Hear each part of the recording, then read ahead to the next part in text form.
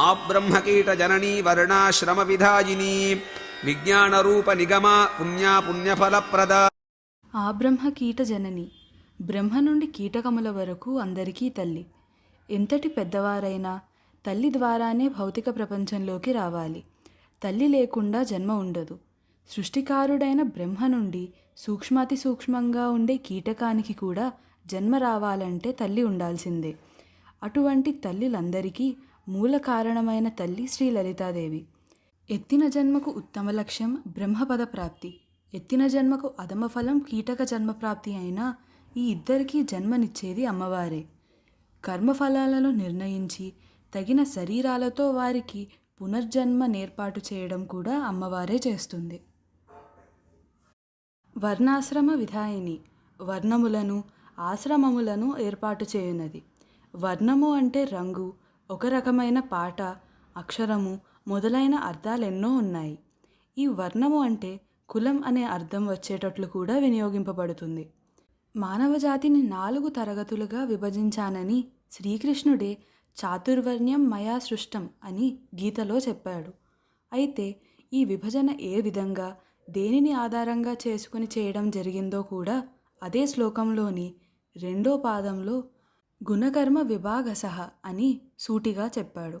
మన కర్మలు ఏ గుణములకు లోబడి ఉన్నవో, అంటే సత్వ, రజో, తమో గుణములు, దాని ప్రకారం మనలను 4 తరగతులలో ఒకదానిలో చేర్చడం జరుగుతుంది. వర్ణాశ్రమ విభాగము ఆది నుంచి ఉన్నది. ఈ విభజనకి మనం చేసే పనిని, మన తండ్రులు, తాతలు, వారి ఇంటి పేర్లతో సంబంధము ఉండదు. మనం చేసే పనిని బట్టి, పుట్టుకను బట్టి వర్గీకరిస్తే అప్పుడు కుల విభజన అవుతుంది. ఇది మనం కొన్ని తరాల క్రితం ఏర్పాటు చేసుకున్నది, ఆది నుంచి ఉన్నది కాదు. శ్రీకృష్ణుడే చాతుర్వర్ణ్యం మయా సృష్టం అని చెప్పినా, లలితాదేవిని వర్ణాశ్రమ విధాయిని అని చెప్పినా రెండూ ఒక్కటే. ఒకే బ్రహ్మానికి గల 2 పేర్లే శ్రీకృష్ణుడు, లలితాదేవి. నిజాజ్ఞ రూప నిగమ, తన యొక్క ఆదేశములే రూపుగట్టుకొనిన వేదములు అయినవి. అమ్మవారి ఆజ్ఞలన్నీ రూపుకట్టుకుంటే ఆ రూపం వేదాలవుతాయి. వేదాల్లో ఏది చెప్పబడినా అది అమ్మవారి ఆజ్ఞ, ఆదేశము, శాసనము అని గుర్తుంచుకోవాలి.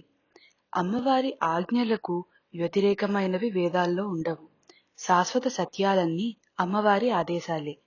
ఈ నామాన్ని జపిస్తే మనము ఏ పనులు చేయకూడదో, ఏ పనులు చేయవచ్చో తెలిసేటట్లుగా అమ్మవారు అనుగ్రహిస్తుంది. నిజాజ్ఞారూప నిగమ అన్నదానికి వాస్తవానికి అర్థం ఇదే. పుణ్యాపుణ్య ఫలప్రద, మంచి పనులకు చెడ్డ పనులకు వాటికి తగిన ఫలములను చక్కగా ఇచ్చునది. మనము చేసే పనులను బట్టి మనకు పుణ్యఫలాలు, అపుణ్యఫలాలు వస్తాయి. కనుక అమ్మవారిని ఆశ్రయిస్తే మనం ఏ పని చేస్తే ఏ ఫలాలు వస్తాయి అనే జ్ఞానాన్ని ముందుగానే మనకు ఇస్తుంది. దాంతో వళ్ళు దగ్గర పెట్టుకొని ఎప్పుడూ పుణ్యకార్యాలే చేస్తాము గాని పాపకార్యాలు చెయ్యము. ఇది సాధకులకు అమ్మవారిచ్చే శిక్షణ.